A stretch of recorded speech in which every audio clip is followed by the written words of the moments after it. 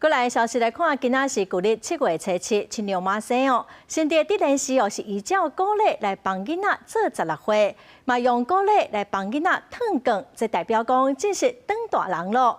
一天哦，一般的民众嘛会准备行礼，用鸡酒、油饭来拜亲娘妈。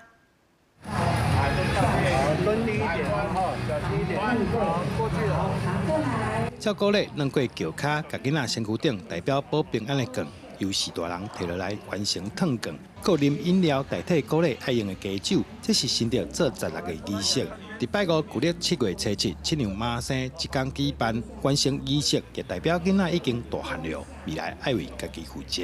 传承这个仪式，我嘛，互阮遮的做16岁的同学吼，知影讲阮大汉啊，爱为未来家己做的代志爱负责。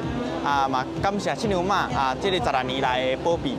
弄油咖、烫梗，还有饮陈年酒，那象征的就是说告别童年，那责任的开始，那要迈向更幸福的人生。主办单位也提醒讲，弄轿卡有一个规定，就是一定爱看头前，袂当看后壁，代表爱勇敢向前行。而且伫咧拜亲娘妈的生礼方面，冇爱注意的所在，千万袂当拜牛吧。咱唔通去拜牛吧，因为牛郎织女啊。你若拜牛肉的时阵，恐惊会冒犯到牛郎这就可能会较犯到禁忌。咱会当考虑到油饭油饭就是咱若咧生囡仔的时阵咱拢会分油饭，互大家食，保平安的意思。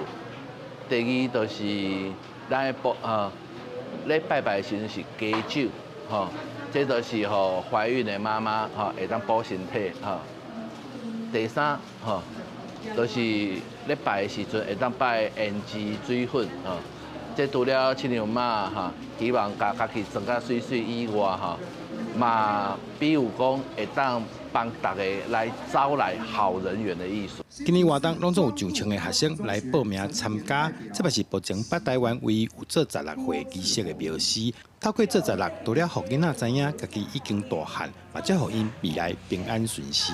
记者杜君豪，新店报道。